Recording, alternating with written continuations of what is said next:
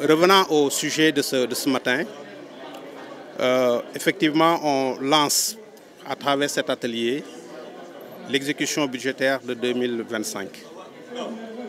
Il est important en de pareilles circonstances de rappeler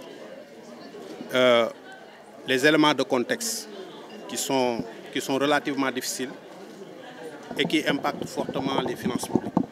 Je pense que son Excellence est revenu là-dessus lors de sa récente allocution à Diamniadio, quand il recevait un peu les administrateurs publics.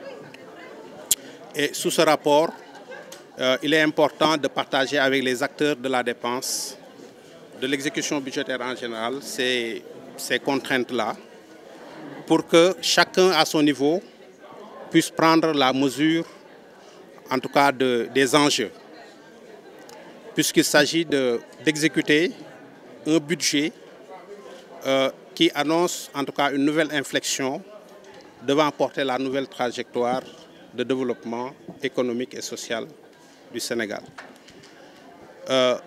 Donc l'objectif de l'atelier, bien entendu, c'est de tirer en tout cas les enseignements de ce contexte difficile de l'année 2024 pour explorer de nouvelles pistes d'amélioration de l'exécution budgétaire.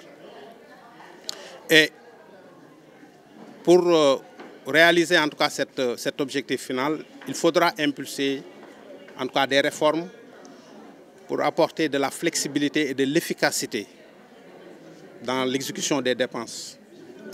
Comme vous savez, le premier poste dans le budget, c'est les recettes. Et des réformes fortes sont envisagées en termes de réforme du Code général des impôts et du Code général des douanes pour porter cette ambition très noble d'améliorer le rythme de mobilisation des ressources. L'impôt, c'est d'abord un acte de citoyenneté.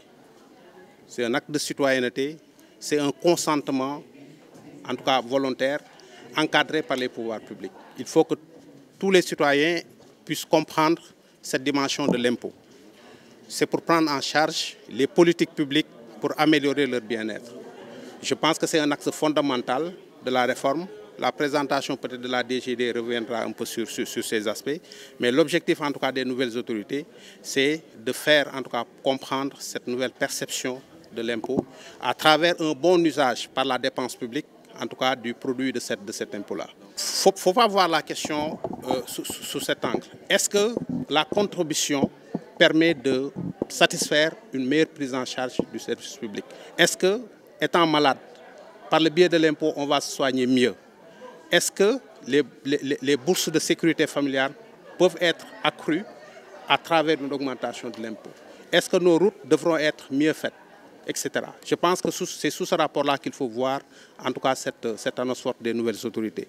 Donc, pour revenir à l'objectif de l'atelier, je disais qu'il va falloir qu'on rende la dépense publique beaucoup plus flexible dans son exécution, beaucoup plus transparente, pour que ce qu'on fait en termes d'exécution puisse être compris par les citoyens, pour que les co-contractants de l'État puissent avoir des informations à temps réel sur, en tout cas, la procédure d'exécution de leurs dépenses publiques. Donc, ce sont ces réformes-là qu'on va partager aujourd'hui avec les acteurs pour les amener, en tout cas, à un tel exercice de transparence et de flexibilité. Je pense que sur ces points spécifiques qui ressortent un peu disons, du ministère sectoriel, vous aurez l'occasion peut-être d'échanger avec. Mais ce qu'il faut retenir globalement, sur le budget de 2025, notre engagement, nous, Direction générale du budget, et sous réserve, en tout cas, de la mobilisation correcte des recettes, c'est que tous les engagements pris par le gouvernement soient exécutés de façon convenable pour assurer, en tout cas, la crédibilité, en tout cas, de l'État. C'est ça notre engagement et on s'attellera à le faire et les réformes qu'on va proposer tout à l'heure s'inscriront